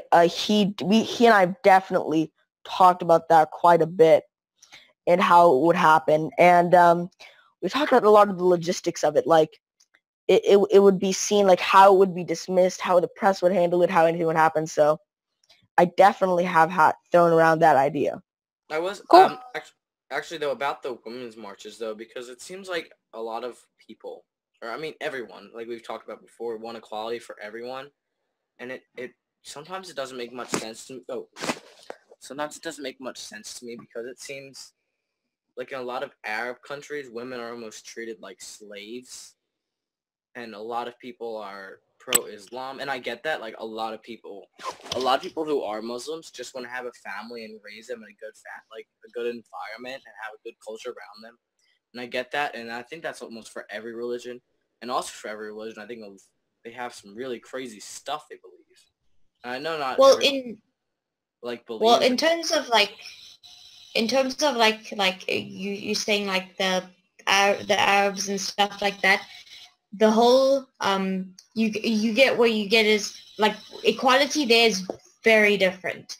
You get a lot of arranged marriages and multiple things like that, which like for instance, like you'll have my grandparents, for instance, like joke about it, but it's not that much of a joke because it still happens today in Arab countries, which the thing is, I don't know much about protests going on there. Okay, well, for instance, I do have, I don't know if I would call her a relative. I never met her, unfortunately.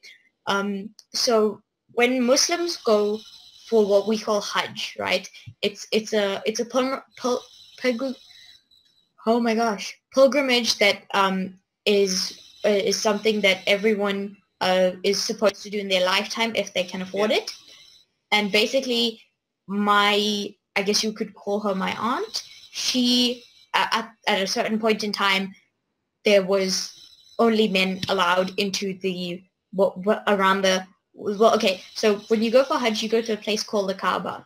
So the Kaaba is a big building, and this, so you have to perform things like going around it so many times, and then that's when you pray, that's kind of the direction you face. So no matter where you are in the world, you face in that direction.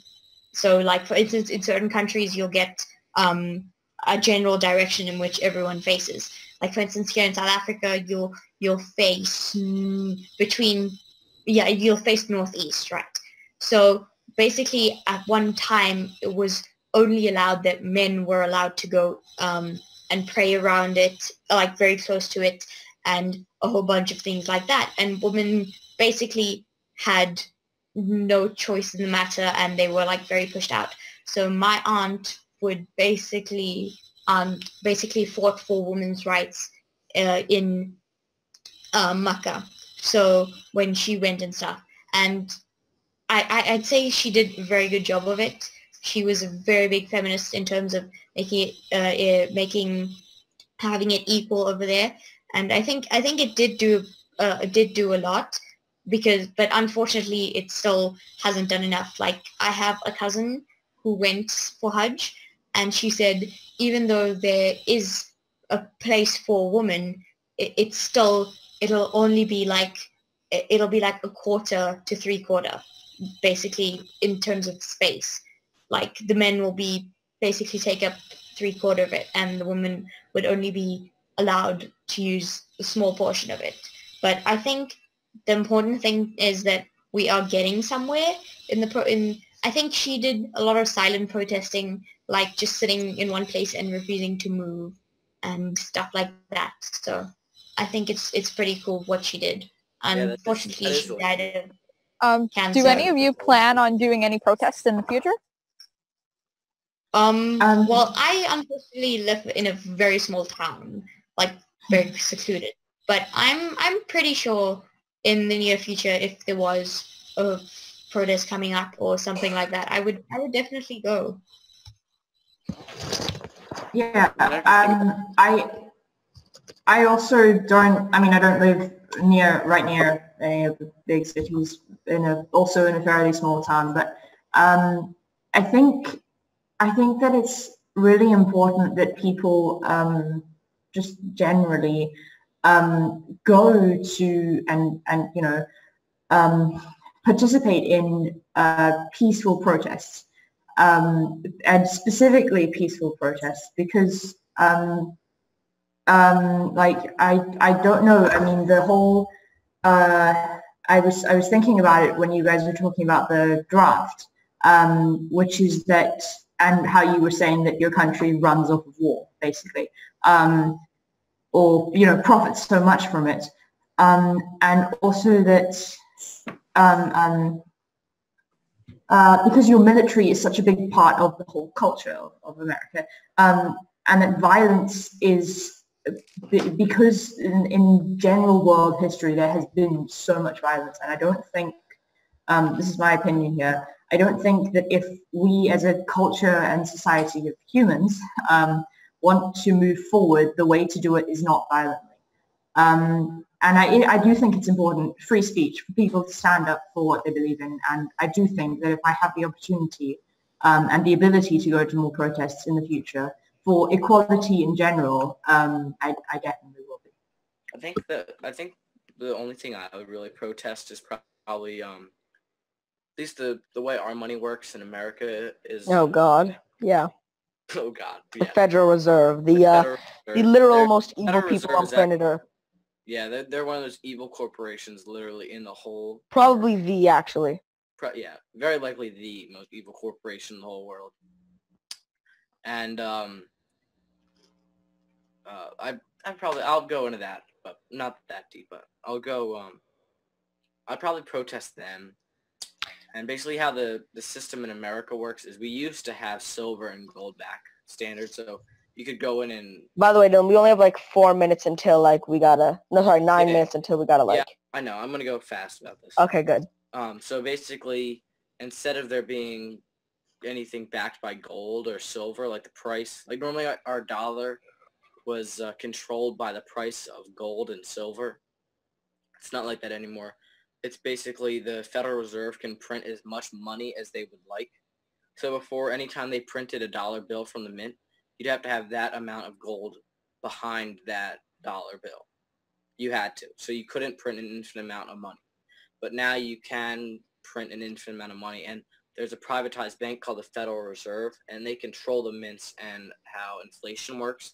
And a lot of Americans think that the Federal Reserve is part of the government, which is not. It's not true at all. The Federal Reserve is a private bank, and they control inflation, so how much our dollar is worth. They can print as much money as they want, which they choose to do. That's how loans work, is you give the money to the banks, and the banks loan the money out, and that's how they make money. And that's how cash is put into our system. I think that the only thing that... Yeah, to say that word, I was... And another thing about our wars in America is we've had one war since 1980, 83. I think Richard Nixon started it basically to end the protests in the Vietnam protests, because he knew he had to get rid of pot. It's the war on drugs, the American war on drugs. Oh yeah. Very evil, and basically it's just an ongoing war that we've been having for like 40 years, and it just makes the government lots and lots and lots of money. It's not a full-on war. We're not going out and shooting people. Yeah, it's not what it is. It's basically just saying these drugs are illegal even though they shouldn't be. mainly just marijuana. It's quite insane, and it's basically a way for America to make money, and it's kind of crashing now because marijuana is the main drug people are going after in the war on drugs, and marijuana is legal. Not every state, but it's starting to become legal. To some extent, it's legal in over 30 states. And so it's kind of destroying that, which is a good thumbs up. It's really cool. But that was what I was going to say about the wars in America. So for me with protests, I think the only thing that I would like, so the thing is I'm also out in like the middle of nowhere. I'm not near that, although I am like only like 45 minutes away from, an hour away from Philadelphia. I am like 2.5 hours away from New York City. So if it was something that I like really cared about, I would go to the protest. Like probably the biggest thing would just be the Federal Reserve, because evil pieces of freaking crap.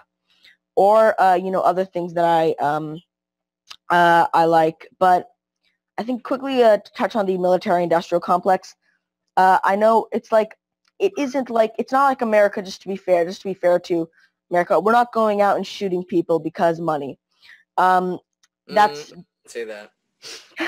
We're not all Dylan. It's not like we're just going. Yeah, let's go to closing statement. It's not that insane. It is not that insane. We do have, and America's like, we do have like a lot of things. Like we still have the whole thing. And it's just a really quick thing on the Federal Reserve. If you really want to research the Federal Reserve, it's like just look up The Death of the American Dream on YouTube. It's like a cartoon. It's like an hour long. It's really great. It's not. It's probably 20 minutes. It's really 20 minutes. Sorry, 20 minutes. I meant 20 minutes. But The Death of the American Dream, really great. But I think that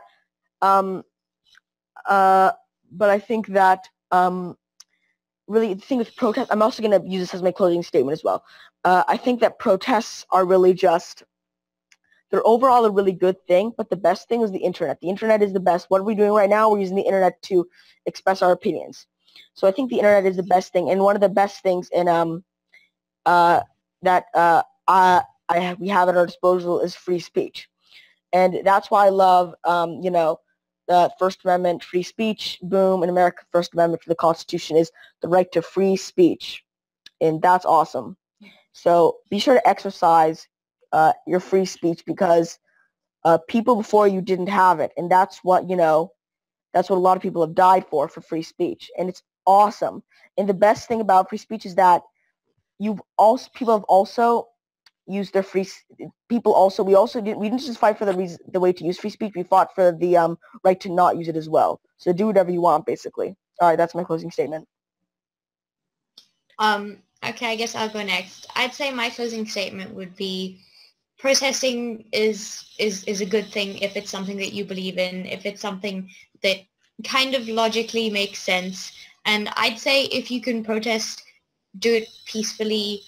Don't resort to violence, because violence really should be an extremely last resort. But protesting in general is a very good thing, and you should do it if you're protesting for something you really believe in, because if you're not going to give your opinion, and if you're not going to say anything about something that's being either something that someone's doing wrong or something like that, no one's going to know, and then they're going to continue doing it. So yeah, protest and express your free speech. Yeah, I guess I'll go next.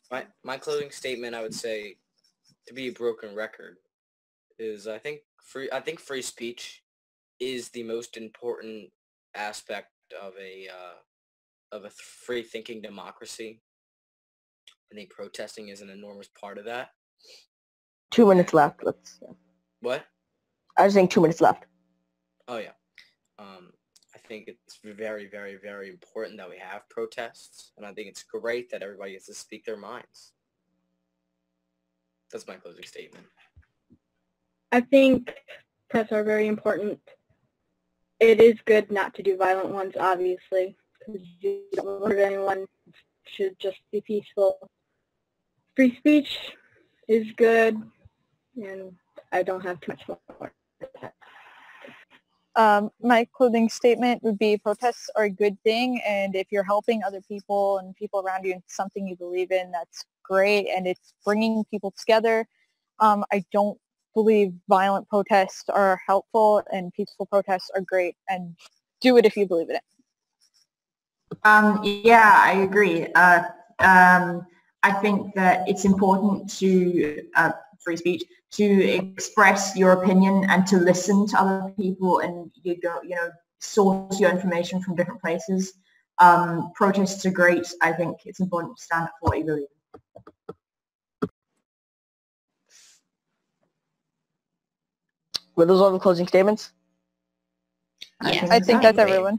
Awesome. So yeah, thank you for I guess watching Youth on Subject to the World.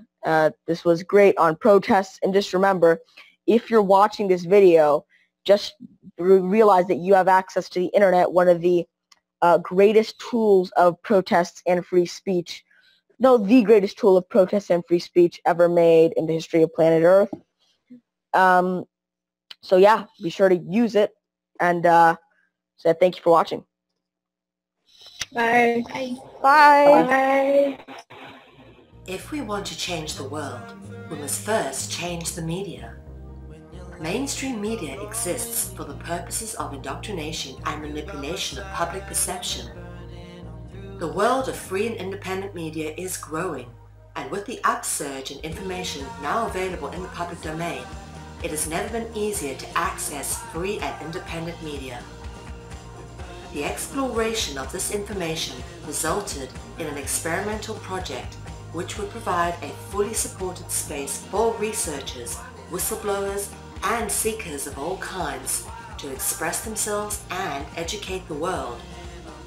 On the 1st of January 2015, Conscious Consumer Network was launched to the world.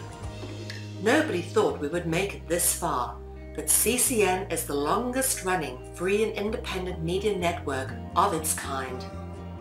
CCN is a unique collaboration of hearts and souls, bringing you information from different perspectives to educate and inform. Since we started CCN, we have had only one desire: the pursuit of a free, fair, just, sustainable world, and this has not changed. Having overcome many challenges over the last 2 years, CCN is here to stay, and we've got great things lined up for 2017. Help keep CCN on the air by supporting the 2017 Network Support Fund.